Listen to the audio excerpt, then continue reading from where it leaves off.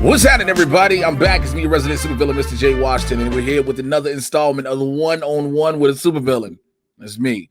Now, for those who are unfamiliar with it, if you're catching it for the first time, I got to break it down what it is. These are for members of the supervillain squad at the $25 and up tier on my Patreon, patreon.com/Mr. J. Washington.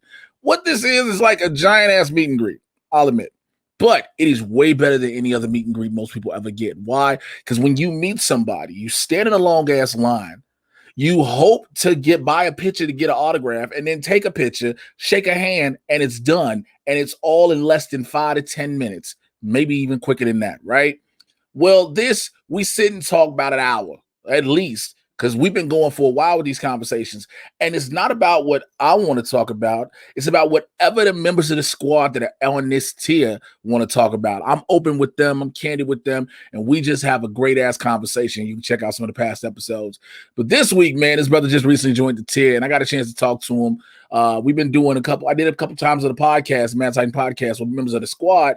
And the brother's down to earth and cool as hell. He from the 305 and the MIA. So y'all give it up, Mr. Randy Constance in the building. What's happening, sir? What's up? What's up? Yo, you had to make sure you rep that Miami Super Bowl shirt real quick, man. Did you go to the game? I wish, man. That was a great game. I worked at a sports store, and we had none but these. We got these for like $40 each. And the good thing about working at a sports store, I used to steal a bunch of these. I got like jackets of these and all that stuff. It's back in the goddamn inventory. They ain't for the county. We good. Oh man, that was like the best job ever. I stole jerseys and all of that shit. It was easy. You got a whole wardrobe ready to go to kick it. Oh my gosh! When they let me go, I almost cried, man. I had that little Indian cry at the end of the thing. You know what? They'll watch the one tier in glory. Oh man. Yeah, man. Hey, man, I want to tell you publicly, congrats on school. Real talk. You know, we talked about it in the squad through the Discord and everything. And congrats on graduating, about to graduate, man. And the moves you're about to make, bro, is big. It's it takes a lot to actually want to push through it. Let's keep it A100. No matter what you're pushing for, you can automatically give up or say, man, I'll go with this later. But you stuck with it. And you almost at the finish line, man. So I definitely had to commend you, bro, on that one. Facts. It's been a long, hard road. You know what? This is my second time, my third attempt at school. My first attempt, I went to, one of the best HBCUs ever, Florida Agricultural and Mechanical University, FAMU. A Rattler. One of my best friends, he's a Rattler too. So he's a Rattler alum, and he a FAMU Rattler to his heart, boy. Woo! The best. It was the best years ever in my life. This is young 18-year-old Randy. It was fun. I had a lot of fun. I got went there for English. I went there for like 2 years and I left because I was having too much fun. I didn't take care of my stuff. And then I went down here and got a job. And then after I got a job down here, I started to go like to local colleges called Broward College. And then I did that for like business. And then I was like, yo, this sucks. I went and got a full-time desk job. And I did that for like 5 years. And then I was like, I did that desk job for 5 years. And I was like, do I really need to do this? Because I don't see myself doing this for like 30 years. So I just got enrolled to film school because I was like, I need to do something to create, because I'm not going to be, saying, hello, this is Randy Constance. So I was like, and I'm going to do something, either music production or film. And I chose film in 2018. I got fired from my job a month later, and I'm about to graduate in a month, which is the great thing. Up, man. Hey, man, life has a way of directing your path. Look, I was back in 2000 and I think it was 11. Yeah, it was like 2011. I was working for a chiropractic company in the medical billing field. Now, at the time, I was slowly transitioning out of wrestling because of a neck injury and started in a stand-up. And I started getting my wheels up under me, and I was starting being able to hit the road and make a little money. And I was like, I really want to put some time into this. Well, they came up with this thing. One of our bosses, she was an asshole, grade A asshole. Ooh. She was like, oh, instead of the shifts you have now, our shifts were normally, you were either 7 to 3 or 8 to 4. It was only like 2 people who were working at night, right? Total. They were like, they're going to do either 7 to 3 or 3 to 11. I was like, well, I'm not doing. She was like, and here's the thing: you don't get to pick your shift; they're gonna pick it for you.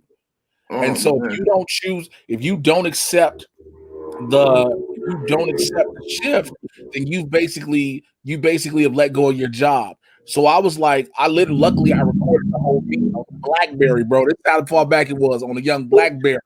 Oh damn. So I was like, so what you're telling us is we're basically laid off because there's no job for us if we can't take that shift. She was like, yeah, basically. I was like, bet. I know what they're gonna do because there was certain people she didn't like and she couldn't just fire. I knew I was one of them because somebody told her was like, he be talking about you on Facebook. I was like, I don't know what you're talking about. Here's the fact of the matter. I was, however, my Facebook page clearly states this dude is a stand-up comedian, basically. This page is all in comedy. So I can't be, like that hell responsible shit. When I tell you they hit me with the whole, oh, well, you got the 3 to 11 shift. I was like, well, I told y'all already. I'm in, because I was in school myself, matter of fact. I was in school. I was like, yo, I got things I'm doing at night. I can't do the night shift already. That was the reason I was working the daytime. She's like, okay, well, blah, blah, blah. Well, you got to have your exit interview. Cool. I couldn't wait because I knew I had to go to HR. So I had my exit interview. I was like, yeah, before we finish in this interview, I got to ask a question. I was like, so how does unemployment work? They was like, well, we have to see about that. I was like, okay, because I want to clarify, because I want to make sure, because Jerry said if we didn't take the shift, we're basically laid off work. And I have this on video, her saying it. They were like, huh? I was like, yeah. Oh man. Bro, I sent them all the videos. When I applied for unemployment, my shit got approved like that, nigga. Like that. And so, but after that, that was literally the moment I was like, I'm going full time as a stand-up because it was what I wanted to do. I'm going full time hitting as a road as a comic now, which means I got to really push and make sure I'm on my game first and foremost. But also, I knew that was going to be my income source.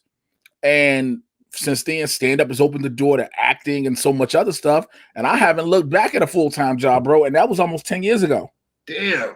That's kind of like goals for me. Even though like right now, which is so funny because I worked at the airport earlier this year, and then the whole shutdown happened, and they had to furlough us. And then like I was furloughed on my damn birthday. My birthday was March 26th. I got furloughed that day. And then I applied for unemployment, and I copped unemployment like not even like a week later, and I started collecting them PPP checks and all of that. So it was like an extra $600. And then I started, unfortunately, my dumb ass started working like a job like the next week. And so it was like the $600 check plus whatever I was getting unemployment. So it was like close to like $1,000 a week. And I'm like, oh, I want this money so bad. So what happened was I worked it. I got bored because, again, customer service, I've been doing this shit for 10 years, man. This is easy. Yeah. This is only thing that's different is the product. So I quit and I got a job with Apple for like a week. Like a week after I quit. Oh, it sucked so much, dog. Oh, man. Oh. And then now I quit because I was like, yo, this shit sucks. And I got a job when I was CBS, which is okay. I don't get a lot of calls, just emails, but they know I'm only there until I graduate. And I'm like, okay. Like, niggas just watching like Moesha while like I'm doing emails and shit. So, from the crib. So that makes it even better. That's why I'm like fat as hell right now, but I really don't care. You should be coming back. Where you got caught at is right, like when you were like this. Hold on. Yeah, so it stopped as you saw. So yeah, I saw you got to go back to where right. So you got to go back to say where you were working at CBS. Yeah, so I started working at CBS. So like it was cool. It's like the first job I ever had where I can like watch the Heat game and watch Moesha while doing emails and barely get calls and I'm talking fantasy sports. I will have this job full time, but they know I'm about to bounce on the ass in like 2 months. Less than that. Man, listen, so I didn't have so after a while, so when I moved out here, I had like, as you always do, dreams and ambitions. You know what I'm saying? I just come off, I was just about to be in a major motion picture. and all this. And so when I moved out here, I was like, oh, I'm gonna be able to have this money rolling in. Didn't realize how SAG contracts and digital money worked. So I was around here trying to Postmate for the longest. Then I lost my car. Then I was like, all right, I got to figure a way to make some money. So I booked a few little things. I booked a couple other movies. Luckily, I booked a couple TV appearances, but it wasn't nothing to make no major money. Money started slowing down for a while. And I was like, you know what? Everybody was like, why don't you be a bouncer at a nightclub? For the longest, I was like, man, if you're a motherfucking bouncer. I was for the longest. I was like, trying to be a motherfucking bouncer. And so then one of my homegirls back home, she was like, yo, you need to go ahead and do this. I'm going to pay for you to get this little license. She's like, you ain't got to pay me back. Just make sure you actually fucking use it. So she paid for it. I went and did everything and got fingerprinted and I got approved. And then I had a hookup for a gig in a nightclub already. So all I needed to do was get my joint, you know what I'm saying, my guard card, and I had the gig. And it was, it was the whole time it's been fucking it's been part-time. So I'm like, I'm cool. I still get to have my schedule if I need to. Man, I had that roll and I was like, cool, I got this little part-time money now. It wasn't even bothering me because it was like, this is the steady income, knowing like acting always ain't gonna keep rolling unless I got this major name. Freelance is cool, but freelance ain't like that all the time. So, but I was like, again, I'm not going full-time. I can't, bro. I'd rather be full-time dedicated to doing what I want to do when I want to do it, you know what I'm saying? As opposed to somebody else's schedule. Exactly. That's what they got me on right now. They got me some weird schedule. I'm on like 2 o'clock to 11. It's so weird because right after that, I'm passed out at the end of the night and I go straight to sleep. I can't even control it. Like I was, I know, I plan on moving, going out west once I graduate. And I was like, do I want to be a freelance guy? Or do I want to like get a job? And I was like, I'd rather go freelance, honestly, because I got all this. Well, it's a catch-22 with it though. It's a catch-22, especially out here, because like they got that BS law AB5, which is trying to force employers to make freelancers employees. And the reason they didn't want, if they wanted to make freelancers employees from jump, they'd have made employees. You know what I'm saying? They'd have just done that. But then they're trying to do that. That was the reason they almost shut down Lyft and Uber out here earlier this week. And then, but at the end of the day, freelancing is cool. But when you realize like if you're going to freelance, you're going to hustle your ass off freelancing out here.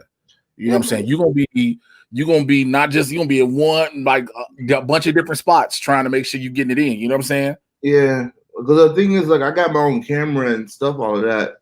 And, and plus I edit. So I know, especially in California, they gonna always need somebody to operate a camera, and they gonna need somebody who's always good with editing. Always need somebody to edit. Everybody always shooting something, whether they shoot it on their own. They're like, yo, I got all this footage. I just need somebody to edit it.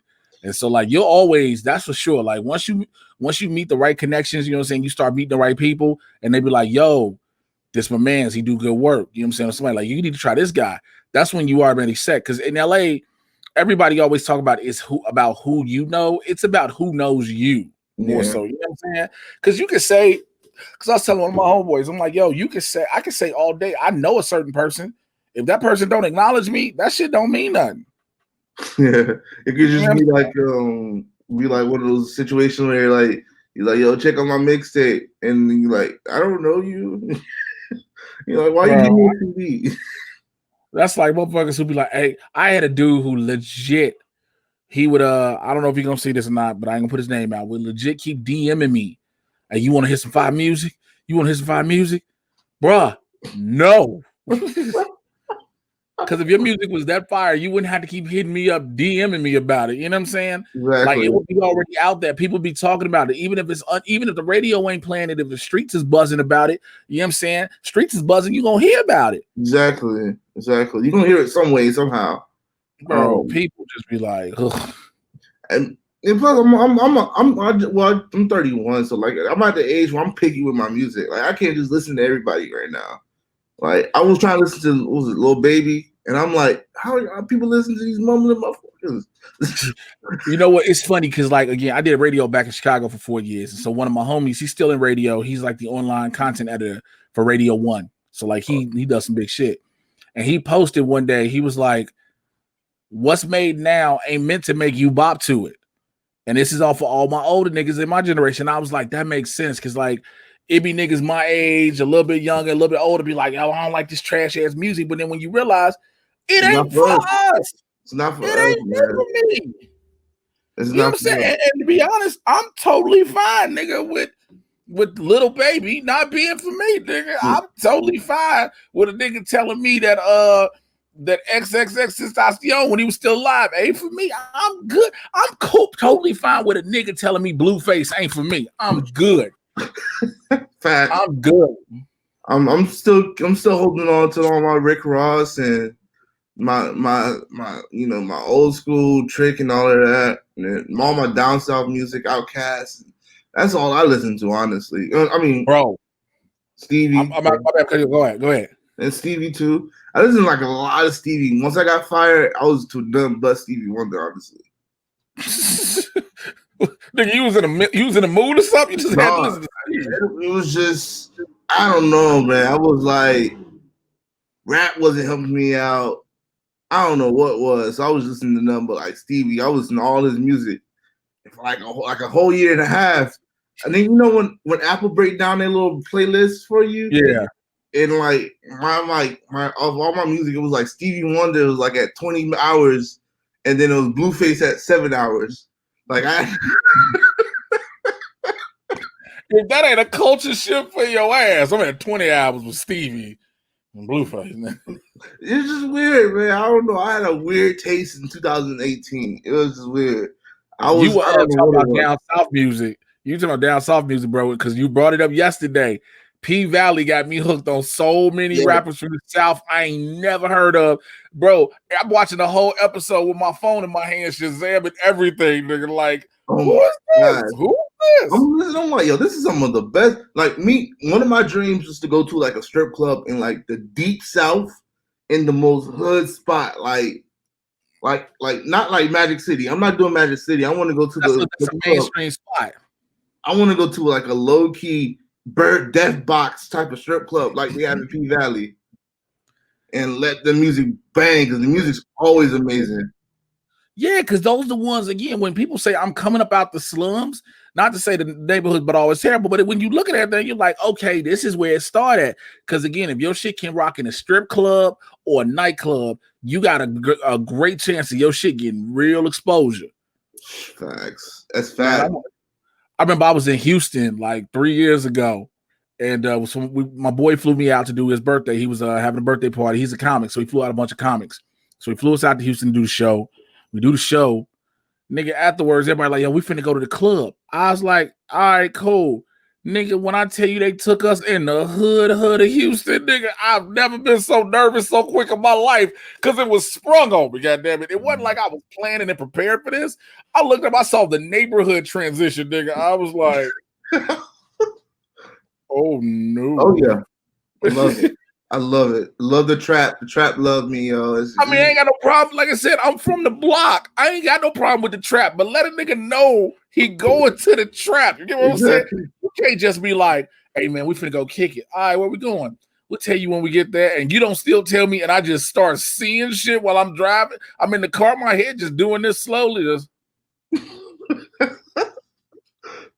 You know you in the hood, dog, when you stop seeing like McDonald's and all of that. And like McDonald's got like bulletproof windows and all of that. Nah, you know, when you just see nothing but those little shack convenience stores, it ain't like a 7-Eleven, it's a little mom and pop store. Food store. But they spread out, bro. I was like, oh nigga, we not gonna make it. Oh, I got a story about that. Like let's see, a few years ago, you know, where the Dolphins play football at a we call it Joe Robbie Stadium down here locally, but there's a strip club called the Mint, and I lived right across the street from the stadium, so like it was my birthday. I ain't had no car, and I was like, my goal is to see ass and titties. I don't care what nobody say, and this is before Uber, so I couldn't take no Uber. So I walked from my crib to this place called the Mint, and this was like the most hood spot ever. It was P Valley times 10, yo. Like it was like a bar that looked like a little U, and they pat you down, but not only pat you down, but they pat you down in a weird way, filling your dick and all of that. And I'm like, yo, this is not the spot I need to be in. And then Did you still want to see ass and titties? Dog, there was one chick in there walking around asking everybody for a dance. She walked past me. I said, "No, I'm good." 20 minutes later, she came back and said, "You want to dance?" I was like, "Bitch, leave me alone." We got a spot. It's a spot in Chicago in the suburbs in Harvey called Arnie's.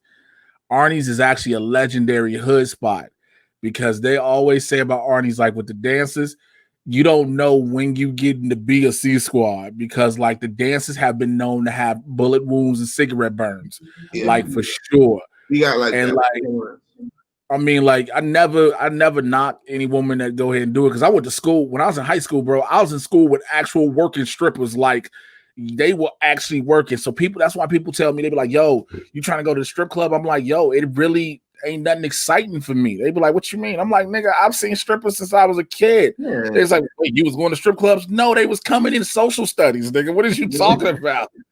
Facts, man. It's algebra too. But like it's different there, like in the Midwest and in the South. The South is just prevalent. It's just high. It's just big here, yo. It's I mean, for sure it is. I mean, it's but you when mom say they dropping bank down there, they dropping it because again, unfortunately, the South, depending on where you at, it's cheaper to live at. So if you making dough, you got dough to blow. Yeah. And so if you got the talent, the body, and you know you can make this money, you making this money. Right. Like I know plenty like that. Bro, I just if I had 30,000, first of all, if I had 30,000 to blow, I'm gonna pray on it because I need to know where I got that 30,000 from and where I can get another 30,000. That's first and foremost. Of course. But I don't know, like if I be down there, like yo, if I'm a millionaire and the money ain't nothing, I might go to a strip club one night and make it rain. Yeah, it might be a couple $2 bills in there, but you count that as lucky. Look at God looking out for you. You know what I'm saying? But on the average, I can't. I that's why I just don't go. Like I ain't one of them dudes like I'm going to the strip club just for the wings and the drinks. I ain't no Luke Williams around us. No, we can barely afford to go in the first place, but he's going there for wings. Goddamn Lou Will, man. He got wings named after him though. I mean, that is kind of dope. Like, yo, let me get to me. Like, yo, what you need? Let me get to me. Yo, let me get to me. You know what I'm saying? Like, I get it, but you know that whole thing. But I know some people who like before all this shit went down was living in a strip club, and I was like, all right, man. So listen, let me talk to you for a second. I get what your fixation is. However, nigga, like you there all the time. Like you got spots down here, like in Miami, like Tootsie's, where it's known for like every rapper talks about it. Drake said everybody's second floor Tootsie's getting shoulder rubs and all this. Like it's like Chili's, but with like ass and titties everywhere. And then on top of that, you could walk past the strip club and go right to the bar in the back, and they have everything like lobster tails and all of that. And the thing with it, the crazy thing is, like, the food there is delicious. I don't know why. It's just amazing. And then, like, back in, like, 2010, when the Heat had LeBron in them, we had, like, King of Diamonds, and that joint was fire. But King of Diamonds was always talked about, though. Like, you always hit KOD about something. KOD. Like, Fight Night. That was one of my goal places to go, but I never got a chance to make it. Fight Night. I remember going there Fight Night one night and then almost dying because it was just too many people there. And then when I heard it shut down, I was like, damn, people still with the KOD? Hey, man, people were trying to hold on to his glory, bro. Like, yo, we gonna make it last. I've been though, like, the one thing I always love about the block, I'll always say it, is the block will come up with ways to make money no matter what. Right. And I've seen some of the most bootleg strip clubs ever. I will never forget. There's a spot on the south side of Chicago. Me and my boy roll up. We roll on the street on Ashland Avenue. It's a big, busy street. We roll up. I was like, where we going? He was like, yo, we here. I was like, nigga, this is a laundromat. He was like, yo, it's there. I was like, nigga, upstairs is a one-bedroom, is an apartment, it would have looked like. He was like, I know, that's where we going. I was like, nigga, what are you talking about? We get out the car. I bullshit you not. My hand to the man. We walk up to the door to go up to the apartment. There is a nigga inside the door, the bouncer, checking you before you go upstairs to the one bed to the apartment. I was like, yo, this is like a one bed. I'm joking. I'm like, it's in the hood. It's a 1-bedroom apartment. Dude, checking you. Take your $20 downstairs. You go upstairs. The strip club is the living room. There are too many speakers on the side of the mantle with the boom box playing the music like loud. Dude, just thought it's the chicks on the floor. Ain't no furniture in here. The changing area for the ladies is a curtain or a sheet put up by where the kitchen is that lead out to the back door. You can get a private dance. The chick take you into the bedroom and sit you on a beanbag chair. Jesus. Oh. My boy got mad. He was like, wow. He came back. I was like, yo, what happened? He was like, bro, her baby is here. I said, what? Damn. I moved my hand to the man. He was like, bro, her baby here. I said, what? I remember us leaving because I was like, yo, we got to go. We got to go. We leave. Literally, while we pulling off, we see these blue lights coming up. We see the log rolling up. They going to raid the joint. I was like, oh, Jesus. Thank God. Oh, well, I was like, man. I don't know how you tell somebody, yo, I got locked. What you locked up for, man? Going to a bootleg strip club? Hey, like we like that sometime, man. I've seen many of those happen at the crib. Many of those, like it just is. It is what it is. We gotta, you know what I'm saying? Our people got a hustle nature. You know what I'm saying? We're gonna find a way. We're gonna find a way to make a buck. Exactly. I was gonna say, like, that's why I wouldn't worry about us too much. And we adapt to everything, which is the crazy thing. Like, if they shut down something, we're gonna have to make money another way. I think this is just part of our nature. Like you say, you went out west, you know, when you found a job, but like it's part-time job because you can still do whatever you want to do. I think, you know, we make it anywhere. We can make it anywhere. Like, especially in the big cities where we have to compete. Like, we're just used to fighting. That's just how it is. Especially, I tell it, like, everybody who from Chicago will always tell you, your hustle, and if you from Chicago, your hustle is automatically there because you know you gotta work. It ain't even you gotta grind, you gotta work, you gotta put that work in. If you want something to happen, it ain't just gonna happen you sitting on your ass. Ain't nobody finna just give you no aid and assist just because you need aid and assist. You gotta make some shit happen. And so, like, that's always a cool thing for me. It's like, all right, I'm gonna push through this. And I learned that's how I stayed here so long. Cause like I could have left LA years, man. It's been years. Times I've been talking about, like, I'm gone. Like, this shit is over with for me. But I pushed through and persevered. You know what I'm saying? And I always say, first and foremost, through the grace of God, because that's the only reason I'm still here. But like, you being able to push through and persevere speaks volumes. Facts. It's all it is, man. Like, God always got plans for people, man. Like I've been in situations with car accidents, 3-4 of them, and I'm still here. Even though I broke my arm once, but it's back to normal. He's like, God just got a plan for you. Mm-hmm. And that's the good thing, man. Like, you know, it's funny, my mom has a church now, and like I've been going faithfully for like 2 years. Nice. And it's been the best thing for me. Like, today we had my sister had an ordination. It's so crazy when your baby sister is now known as elder. You be looking like, I'm not calling you no elder.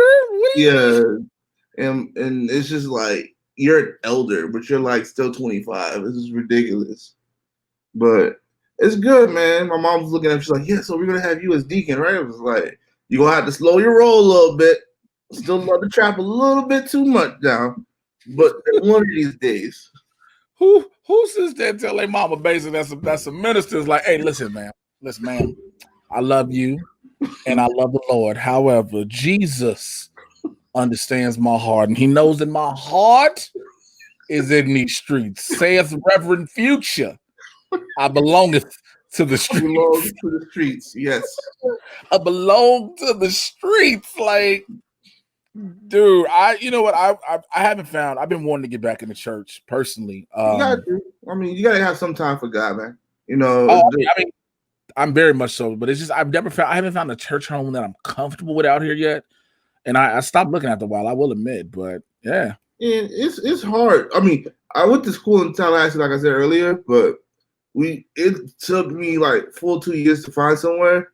And this is the South, man. Like the South is known for like the church belt. Like North Florida and like Southern Georgia is just nothing but like Waffle Houses and churches and hills.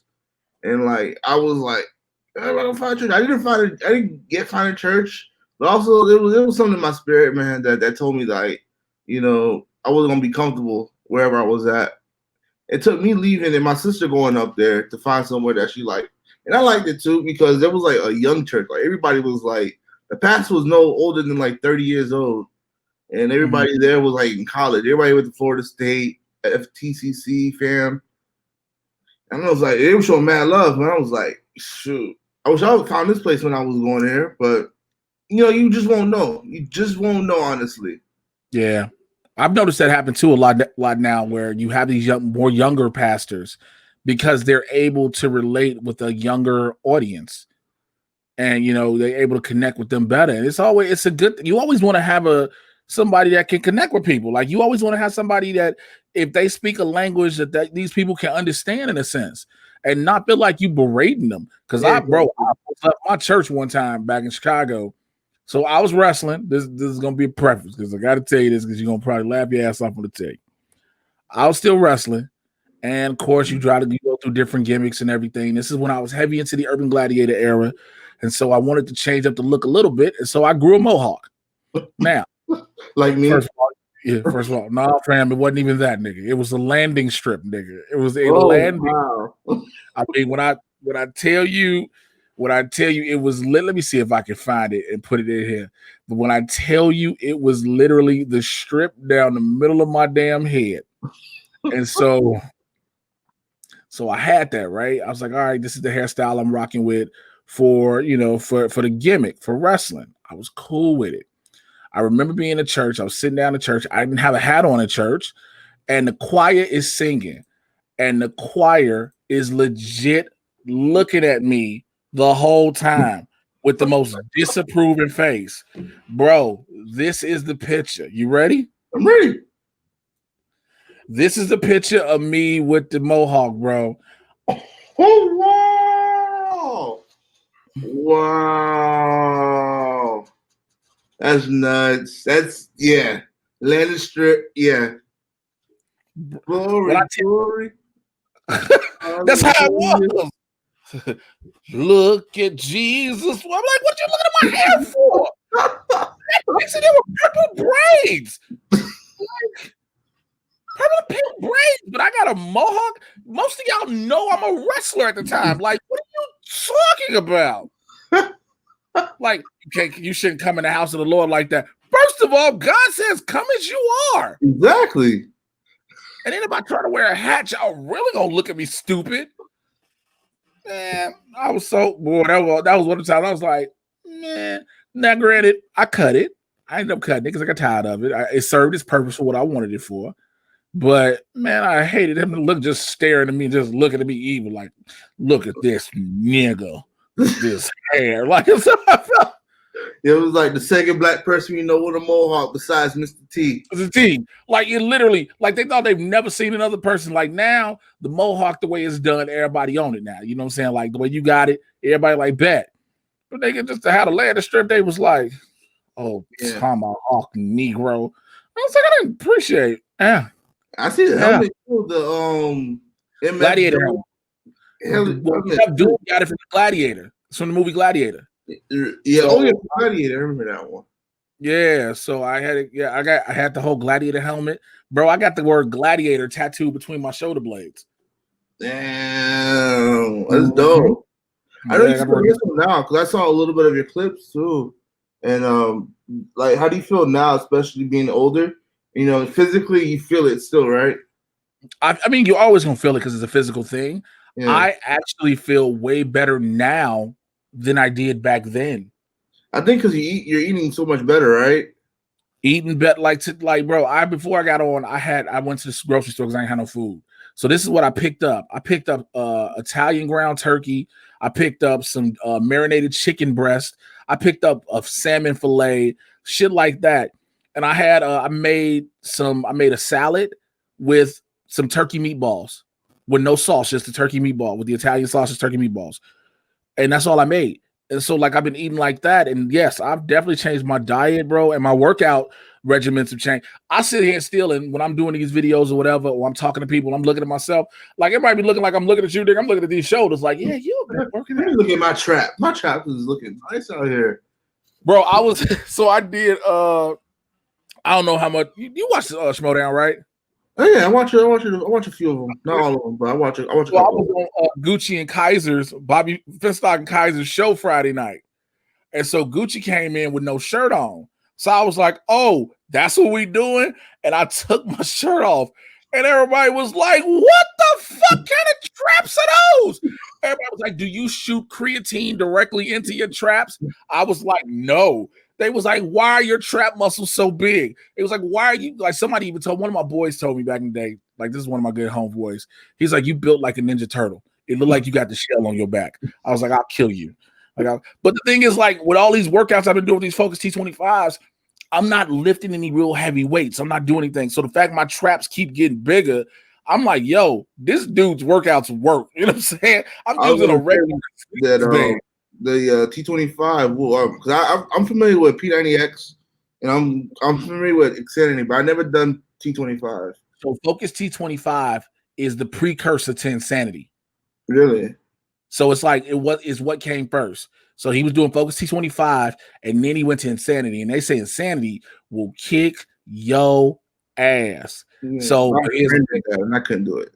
So my group that I do, so me, Winston, a couple of about 4 or 5 of us, we're in a group and we do the Focus T25 joints together. So we are on the last week of the program. So we were like, "Yo, what we gonna do next?"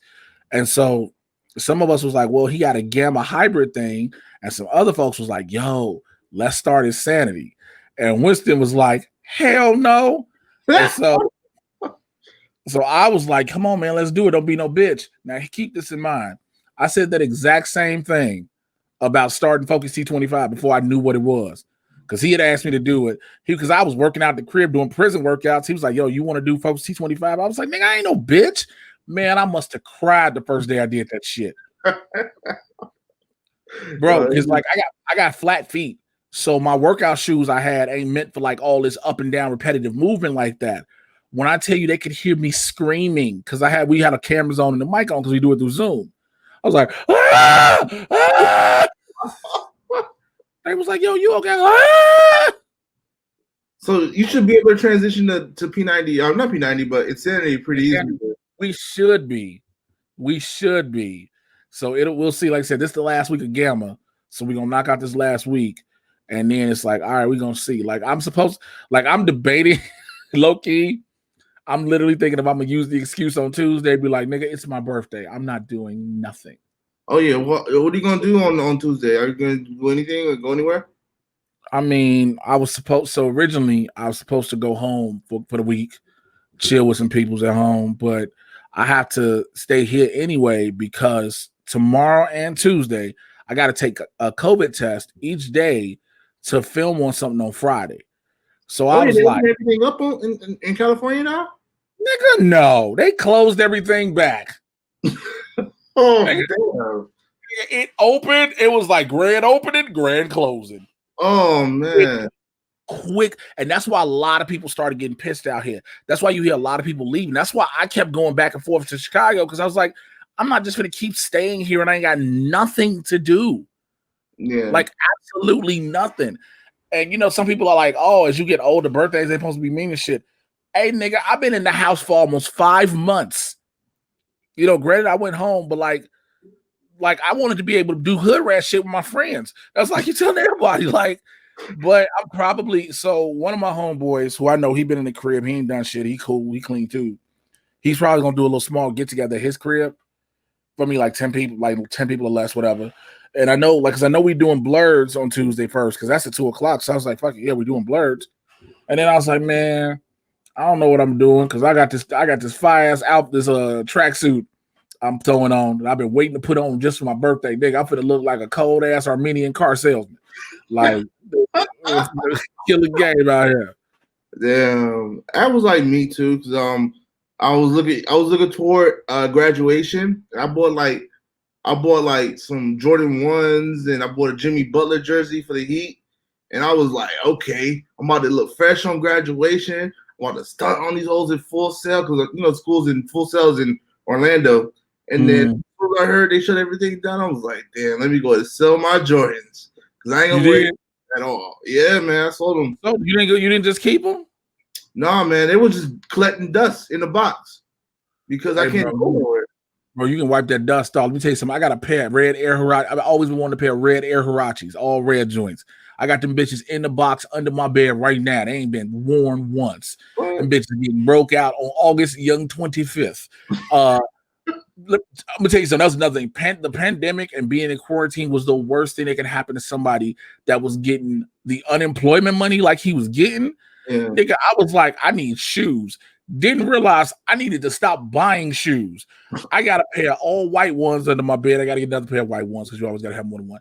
I got a pair of gray and blue ones, light gray and light blue ones. Them boys is dope. I got some black Jordans under the bed. I got my red Air Huaraches under the bed. In the closet, I got a pair of the Marses, the Mars Jordans. Yeah, I got them. Then I got a pair of Pumas in the joint. I was like, I don't need no more shoes. I had shoes, dog. Like I bought like 3 pairs of shoes, and then because they shut everything down, I couldn't go nowhere. So I was like, well, they just gonna collect dust. All I go is to home and church, and then when they magically opened the strip clubs and the clubs and like the bars and all of that, I went out and I was about to go out and wear them, and then I wore like my regular Roshis, and they closed everything down like the next week. I was like, yep, might as well. Man, they had a thing when it was open for a minute. They were at first they were doing where you could go like to a bar or whatever that served food. You know what I'm saying? You just got to be sitting with whoever you're sitting with. So like one of my homegirls and I, so we just went to hang out. Nigga, I dressed up to go out. She was like, "What you all dressed up for?" I was like, "Bitch, I don't get no chances. Okay, I don't get no chances right now. You know what I'm saying? You don't let me have this moment." Exactly. That was me. Like I was like, I'm about to get out. I'm about to look fresh. Man, look, I'm probably trying to figure out where I can go, like what's open, because like I don't know exactly what's open and what's still closed. So I'm like, if I see something open tomorrow, like I might take myself to dinner. You know what I'm saying? If something's open to get dinner or whatever. But I know if I was gonna be home, because if I was gonna be at home, I was gonna get me a new tattoo because I got 9. I'm trying. My goal is to have 13, and everybody like, why 13? Jesus and his 12 disciples. Don't ask me how I came to that conclusion. Don't ask me where that theory came, where it came from, that rationale and logic. But that is literally my tattoo goal. I don't like needles, so I can't do it like at all. Only the most I can do is just like a little earring. Yeah, that's it. Like I can't do needles. I'm scared of you. Well, I'm like, for me, the pain part is one thing, but I'll try to like not. I'll try because your body when you get a tattoo, wherever part you're getting tatted on, the longer it takes, your body eventually goes numb to the pain. So your body's just like, you doing that. So I got this tattoo on my left arm. No, not on my left, on my right one. The sun joint. All right, let me see if I can do that. Okay, hold on. So I got this joint right here. So when he did it, he started on the outside part of my tricep part, on the tricep half. He outlined everything and then started working on the shading on this half. This half went numb, but this half started going back to normal. So when he went back on this side, I was like, yo, I almost swung on dude. I didn't know. He was like, man, it's going to go back to normal. I mean, like I said, I've never been one to want a lot of tattoos. I just think I started getting them because of my wrestling. Honestly, I wanted something to make me distinguishable, and then I started getting them in like that counted. So like whatever my next one is going to be, it's going to be something that connects my tattoos here. Like I got a lot. J.R. Smith with all this tat. You got J.R. Smith straight tatted from here all the way everywhere. I have no desire in my life to ever be that tatted up. What's called dude who played for the Heat, Birdman Anderson. Chris Anderson had them all up in here like that. I think that's for me. I get terrified the thought of a tattoo by my neck. Look, I had to have a tracheotomy 2 years ago, bro. I still got the scar from the hole in my throat. The idea of needles just being all up in here terrifies me.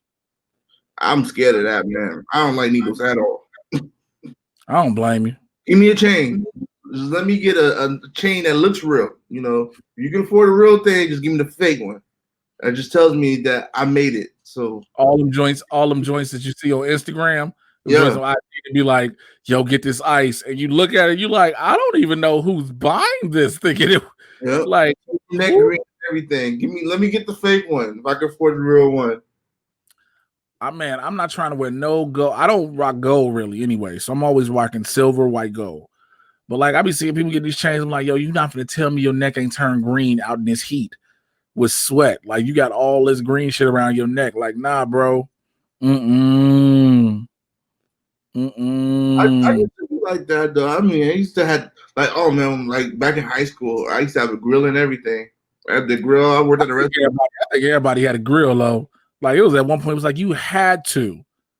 You know what I'm saying? You had to get a grill, whether it was the real or the fake joint. You still had to have something just to be able to go out and stunt because you didn't want no reason to just go, just be doing it.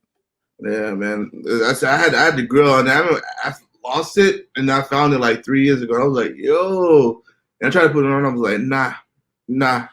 That thing would have had to been boiled like days, like Naked and Afraid type boiled, bro. Yeah, because I was eating it like I lost it like 10 years. So like, yeah, said the shit that collected on that grill was in your mouth, know. the back of your mouth. That shit sounds utterly disgusting. For real. It sounds like the most terrifying shit ever. Like, yeah, I'm gonna put this in my mouth. Gee, shit. Nah. Plus, my teeth is crooked as fuck, man. So there was only certain things I could put on my teeth. Hey, I'm just saying. I guess it's the way you said it so kind of like, hey man, my shit crooked. Like, there's only certain things. Like, at least you real with it though. You know what I'm saying? At least you ain't faking the funk. Man, I'm gonna tell you about Team Ugly, right? We may not look the best, but we confident. Nigga, I'm a representative of Team Ugly. Fuck you talking about, nigga? Team Like, Ugly. Team Ugly for life, nigga. Like, I be telling people that people be like, they be like, nigga, you not ugly. I'm like, yes, I am. They be like, yo, don't you have kids? I said, yeah. They was like, you can't be that ugly. I was like, nigga, it's ugly people with kids out here. Exactly. They was like, oh. It was like, once you married, I was like, yeah. It was like, but it's ugly niggas that's been married. Exactly. It was like, yo, you have people come at you. I was like, don't you tell me how I feel about myself. But I mean, it's just like Captain America shield is what you got, man. It's you know, but you more than just more than you look. So that's me. Like I'm confident. I'm confident who I am. I know, you know, it's just who I am. So that's all I always say that. But bro, when I started losing all this weight and getting in better shape, and I started having chicks from high school, it was chicks from high school who I might not have ever, you know, said we might not have ever really crossed paths. We might have talked once or twice. All of a sudden start commenting heavily. I was like, oh, women are the worst. Women are the worst, especially when you drop a bunch of weight. They're the worst people on earth. Well, you know, because your guys can be worse. Like if you again, I'm in California, my guys in Chicago and shit. Not barely, we just see each other through Facebook or whatever. And so I'll put up a picture showing the weight loss. They be like, nigga, look at you trying to be tiny. Man, you was really fat out here in these streets. I'm like, nigga, that's not a compliment the way you said it. Like, I know what you meant, but it wasn't a compliment. Oh, look at you out here trying to be skinny out here, man. You ain't shit. What? Look at you out here trying to get them smaller pants. Like, I will say that was the thing for me though. Like, when I had the surgery 2 years ago, when I almost died, that was the change for me. Honestly, like, bro, I was working out regularly. Like, it was no doubt I was working out every day. But I was figuring because for me personally, I was like, yo, because I'm working out, I could eat and do whatever I wanted to do. Me not thinking. And then life has a way of teaching your ass, you know what I'm saying? And then I just was like, I remember when I got out the hospital, the day I got out, I was starving because I hadn't eaten in like 2.5 weeks. All I had was hospital food, and that's just enough to sustain your body to be alive. And so I got out the hospital, and I remember my homeboy had brought me home. He was like, yo, do you want something to eat? I was like, yeah. He was like, what do you want? I was like, I don't know. And then I was like, man, look, somebody gave me a card with $20 in it. I was like, hey, there's a Taco Bell on the corner from the house, like down the street to Taco Bell.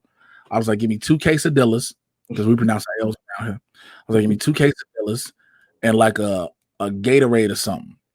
So they didn't tell me that when you have a tracheotomy, because it cuts your windpipe off for a extended amount of time, with your air being cut off, your sense of smell and sense of taste change because they're connected together.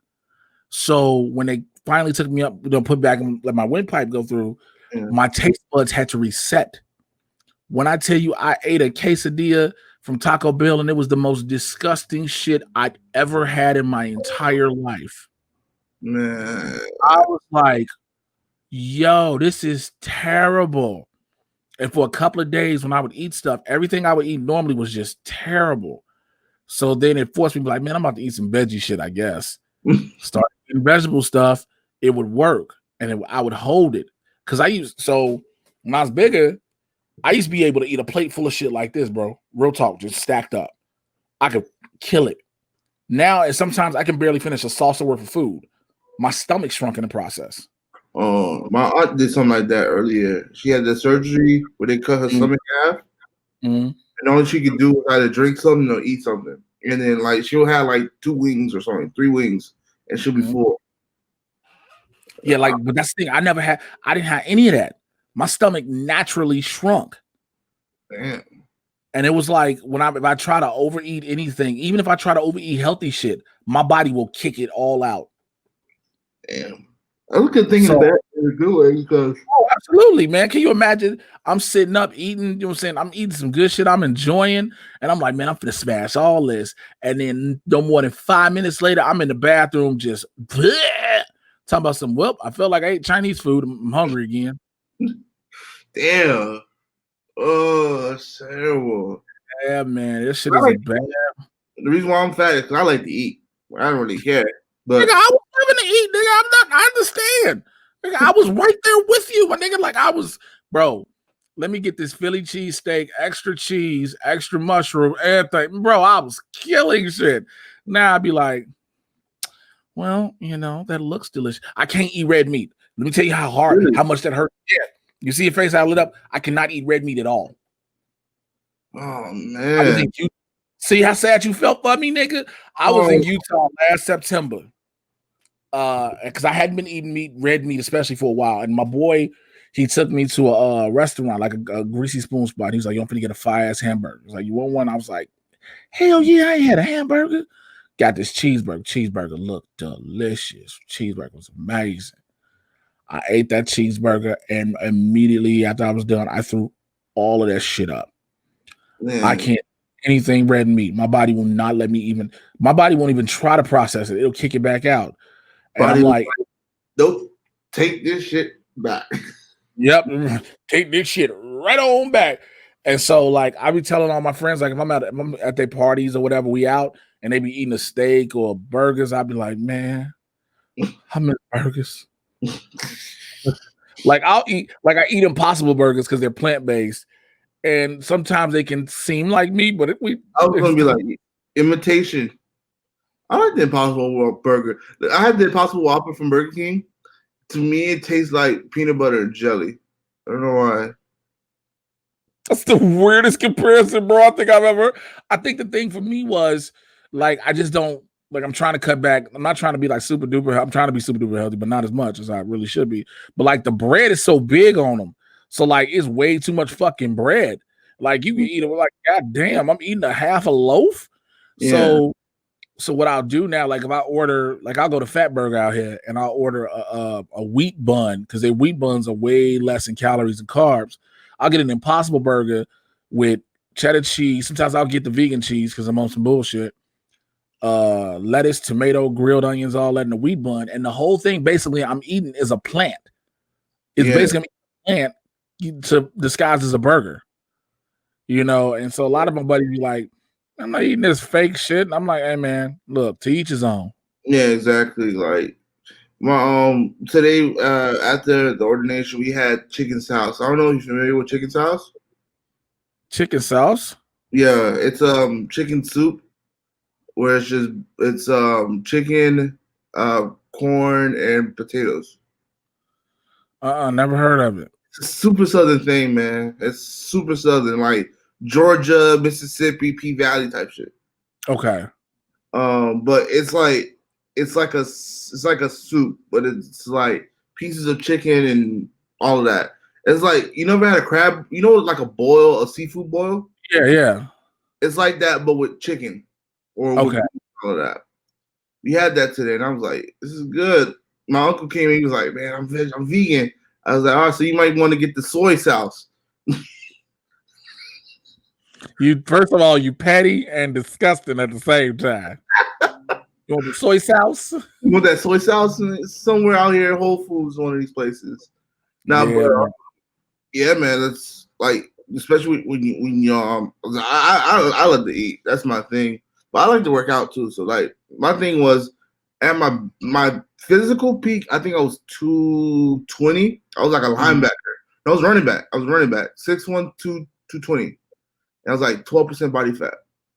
Now that's been like 7 years ago. I'm like 330 right now. I'm 6'1". So I was a little over 400, and I'm like 5'10". I can't do that. I didn't realize I was that because again, I was powerlifting and everything. So not only was I putting on weight, I was putting on muscle, which was heavy. Yeah, he's a power lifter. I don't know. That's the thing. Like, I'm scared to go back into like lifting because I don't want to be a power lifter. Like, so I just lift like light stuff multiple times. Yes, to lose the weight. I guess cardio for your muscles. I guess. Because I used to be one of those guys that like, all right, let's go ahead, throw the let's throw 225 on here.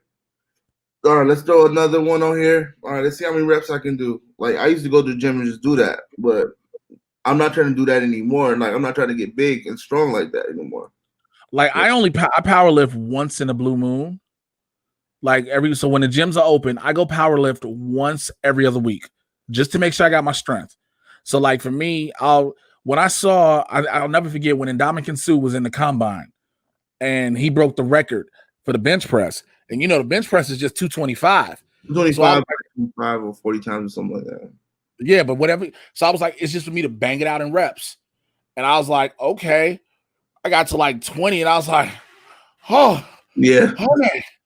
Okay, God. Man, it was not the best feeling. That was me. Because I'll do 225 like 15, 20 times. And I was like, I'm good. But the thing is, like, my stamina was horrible. Like, I couldn't do anything else outside of that. And I've been trying to get my biggest thing was getting my cardio up. Like, especially going back to wrestling. I was telling somebody the other day, we were talking about how people think just because you got good cardio, you good in the ring. Ring cardio is a whole different ball game. How is that, honestly? The ring cardio? I know you got to train. It's you literally have to train to be able to keep moving. And again, like the ropes. So the ropes of the rings are like giant bungee cords.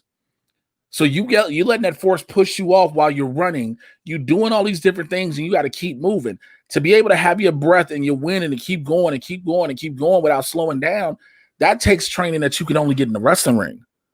Damn. And so, like for the longest, before I knew I was getting back in the ring for sure, I was running on the treadmill heavily and doing like a lot of elliptical stuff because I was like, I want to just get my basic cardio up because I needed to have the base. If I had my basic cardio, I could work on my ring cardio. And so I did that. Like now, one of my biggest things, like this is a 3XL shirt. And like when I put these bitches on, these bitches drape on me. You know what I'm saying? Like 3XL is like a tight shirt. Huh? 3XL is like a tight shirt for me, honestly. Yeah, dude, 3s used to be tight, bro. 3s and 4s. At my biggest, I was a 4XL in the shirts. I was a 48 in my pants. Damn. And I was like, yeah, man. Oh, 48. Oh, jeez. Oh, that's what you like to the point where you're like, dang, you can't find nothing to wear. Nigga, I'd be so mad when I go shopping because it's like every time I'm looking for something, I'm like, oh man, y'all, this something y'all got? Okay, y'all got a 46, and I'm trying to hope I can get a 46 around my waist. Like, I hated that feeling, quite honestly. Like, so I just recently this year restocked my wardrobe because for the longest I didn't get rid of none of my big clothes because I was afraid, like, yo, what happens if I gain all this weight again? You know what I'm saying? Like, I'm gonna have to get rid of these. I'm gonna have to get some clothes. So one of my homies, he was like, yo, you just got to literally get rid of all that shit. He's like, you can't have nothing. And then he's like, but keep one pair of pants. He was like, all right. I was like, all right. And I kept one pair of my pants. And I just look at it sometimes, bro. I pull them bitches up and literally hold them out and stand next to him and be like, fuck, I used to fill these bitches out. Damn. That's goals right there. Bro, because I was wearing, again, before I went shopping, I was wearing my clothes and I knew it was a problem because my pants were so baggy on me like I was in a 90s hip-hop video, nigga. Like, I was going to do Onyx's Slam all over again, nigga. Like, so yeah, man. But I'm glad and grateful that I've been able to change my life, man. I'm glad you like the way you say you comfortable and you good. That's all that matters. If you good and you healthy, bro, at the end of the day, that's what matters. Because like, you know, you see people be like, yo, you might not be healthy. And it's like, yo, my doctor just said I'm healthy. Then what the fuck are you talking about? Exactly. Like my goal from the beginning of the year was, all right, whatever you gotta do, graduate. Get all your homework done. You got your graduate. Now that my graduation is like a month away, like my goals switch. Like, all right, my goal from now until I get my second degree is to focus on my weight. Like, get down to X amount of weight, because as a cameraman, you're gonna be up and moving and doing all types of stuff. And your lower back at your weight is gonna die. So you need to drop I'm weight. glad you got a good way of thinking about it, bro. Because some people be like, oh man, I'm just gonna be holding the camera for a minute. I'm be okay. You okay? I be watching cameraman. I was watching cameraman on a couple movies I was doing. It just be one dude and he handheld the whole time. Yeah. Like he did over his shoulder. I'm like, this sir, you are a trooper. First of all, you're a hero. I couldn't do that shit no matter how much I worked. Like, I got a lot of respect for cameraman, man. Yeah. They do a lot. And I'm like, man, I can't be like 3+ and holding the camera like that, because I will physically like be terrible. I know you got the guys who had like little book bag looking things with the little the harness joint. Being 3+ doing that, man, that's like a full body workout and all of that. I can't really do that shit, man. It's like, no, man. I already got to lose weight to really do that. Like two was about 2 years ago, so a little over 2 years at San Diego Comic-Con when I was at my heaviest. I'm out there with my book bag on, all this heavy shit moving around in crowds and in heat, and I'm like, hanging man. Exactly. Like I remember going to Universal Studios and walking and being great. And now if I do that, man, I don't know. As soon as going to the entrance, I'm gonna be winded. So I can't do that. That used to be my thing. Like when I determined how I could walk a distance, like I used to be able to walk. Couldn't walk without my lower back spazzing out. Yeah. Like my lower back spazzes out now, and that's because I fucked it up doing Focus T25. I know how I messed my back up now, but I've been like not trying to get the knots out of it and everything.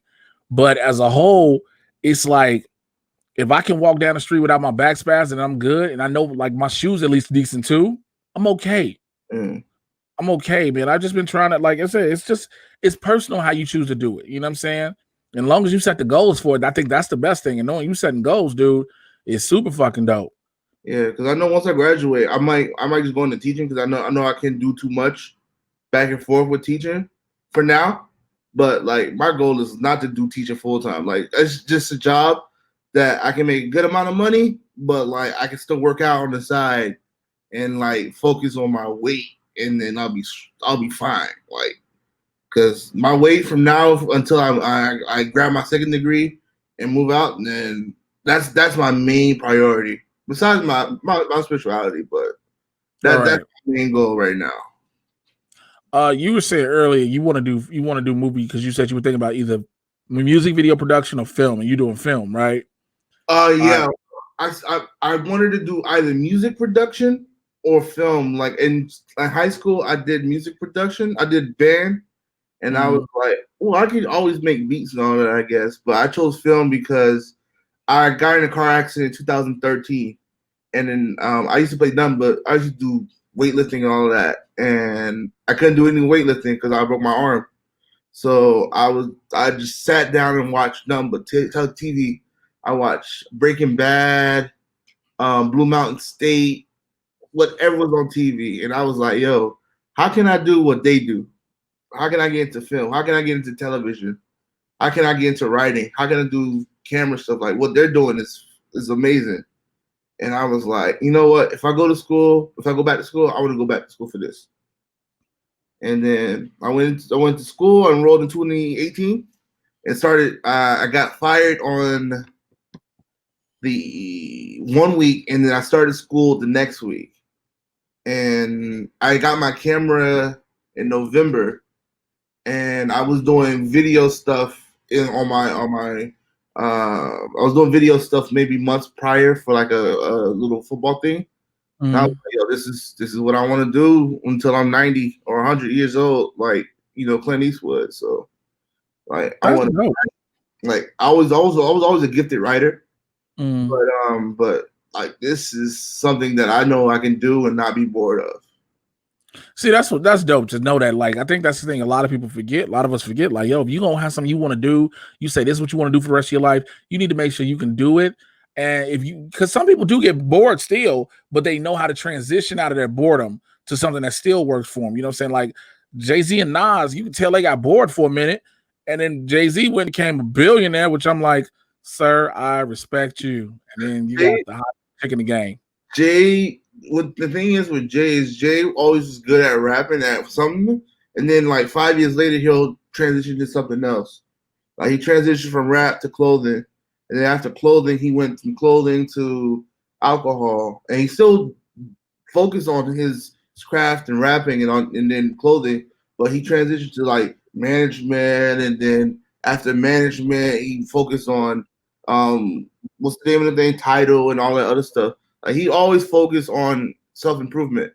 And that's the thing that we should learn from Jay-Z or Puffy and all of that. Even though I'll never be. I don't know why people get Puff shit. Like, yo, yeah, Puff is the mold, one of the molds of what you should do. Yeah, he eccentric in front of the camera, but if you'd have made all these moves and you self-made in a sense, wouldn't you be too? Yeah, exactly.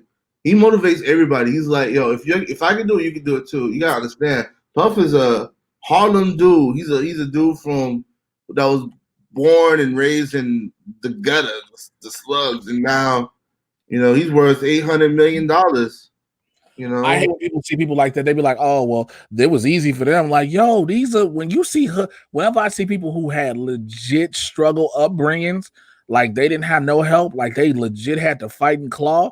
Yo, you got all my respect because you pushed through in spite of. Exactly.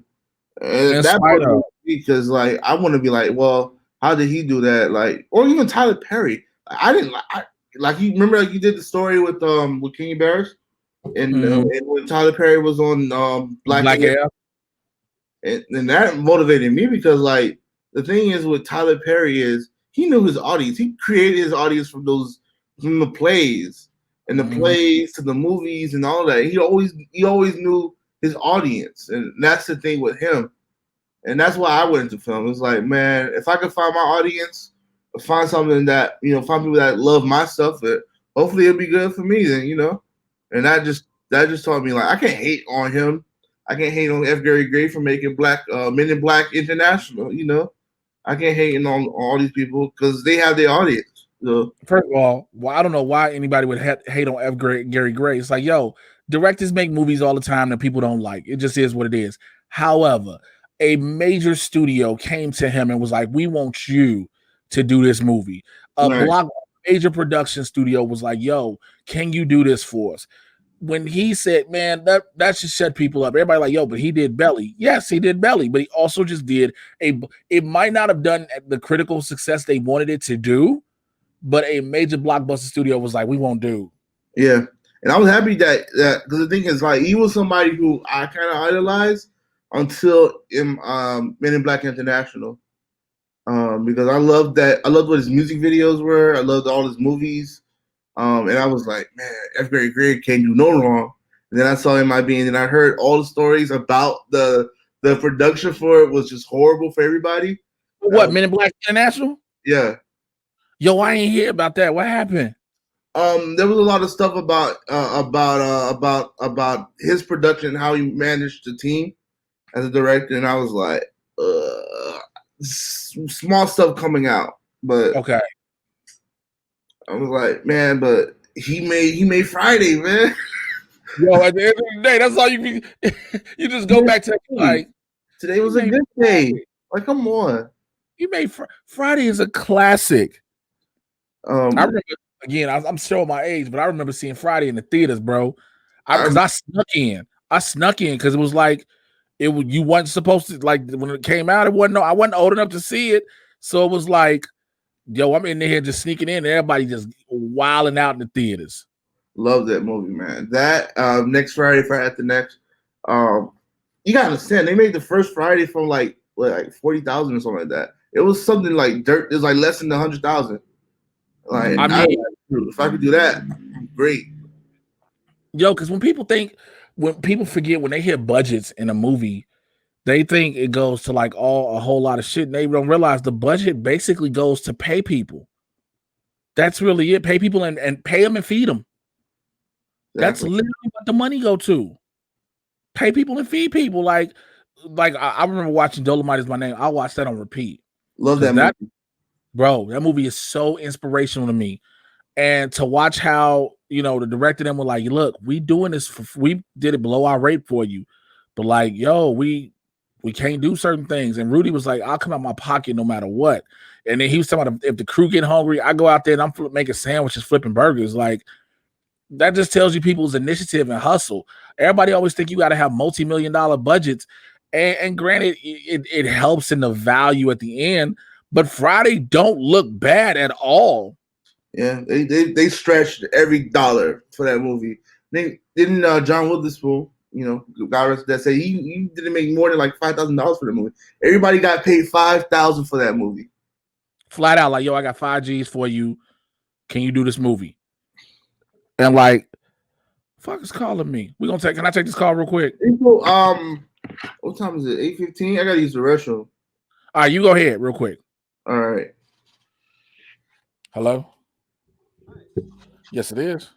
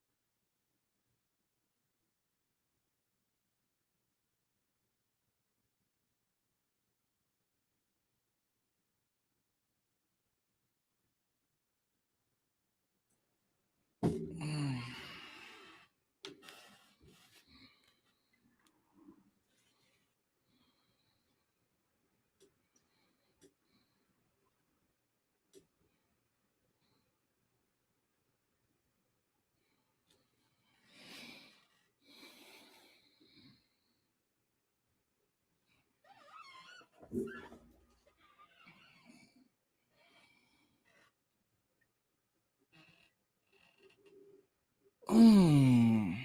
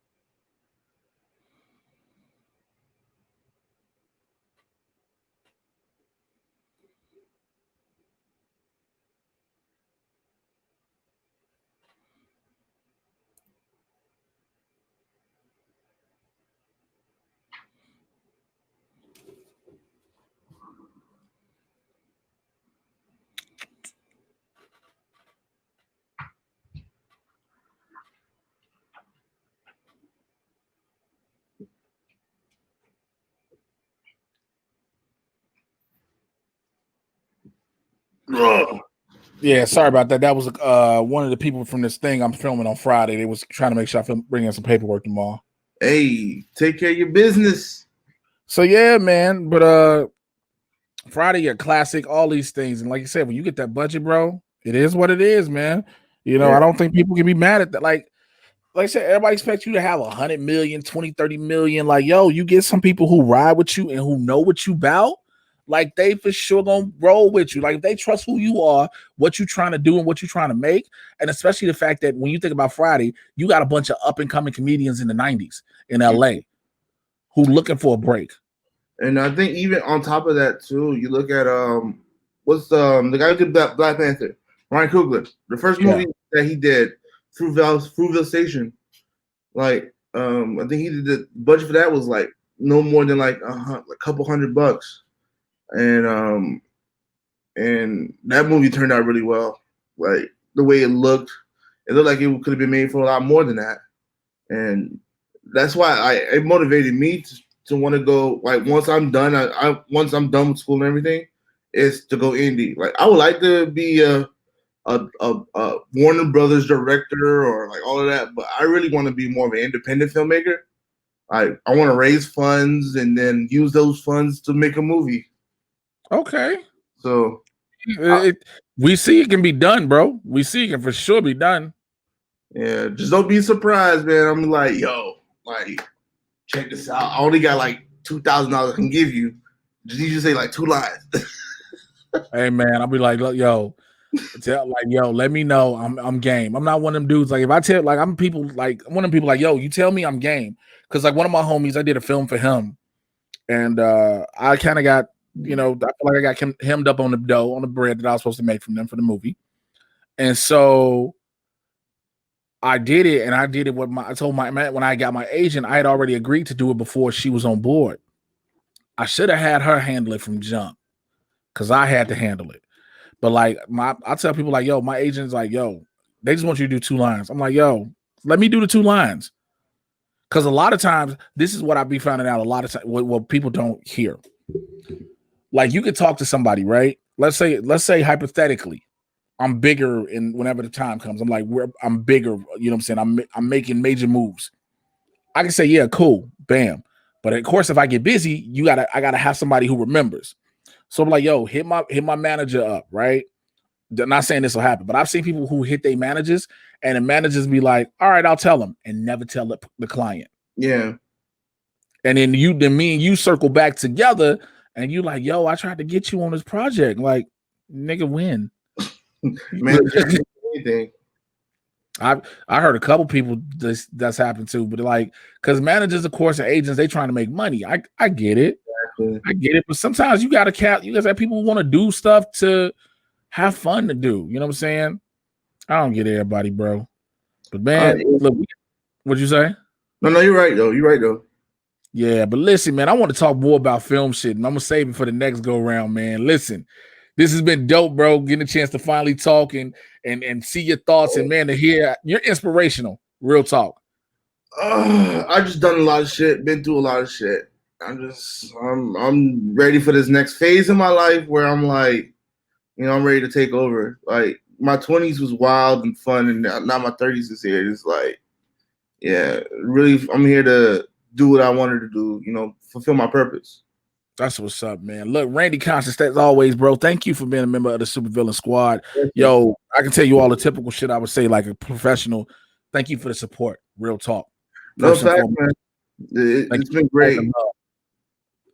It's been great. I think I started following you because I used to watch like it was like ESPN, like Sports Center, and then you was on there and you'll talk. And I was like, yo, I love this brother right here.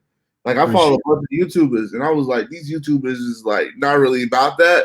Like like you said, the other guy, who I'm not gonna say his name at all, I didn't like what he talked about, but I liked and understand where you was because I was in your situation, especially with a lot of these films and these shows. Now I'm like, I share the same this guy's opinion on some of this stuff too. So I was like, hey, I'm gonna start following you, and I'm like, I really like what you about, man. You really doing your thing, man, and I'm happy I'm supporting you. Hey, man, I appreciate it, man. I'm literally busting my ass out here. So this 16-year-old and 6-year-old I got can get off their mama's necks and then get on mine and be like, Daddy, we need. And I'm like, all right, here you go. You know what I'm saying? That's the goal. Like my daughter's mom hit me yesterday. She was like, your daughter want to go shopping. So can you contribute? She was like, do you plan on contributing to the excursion? I was like, you know what? I was like, all right, it is what it is. I said, check your Cash App. Here you go. Yeah. Like whatever my daughter needs, like I want to be able to do that, man. But thank you so much, seriously, bro. To know, I tell everybody this, and I tell it to them in different ways because I mean it.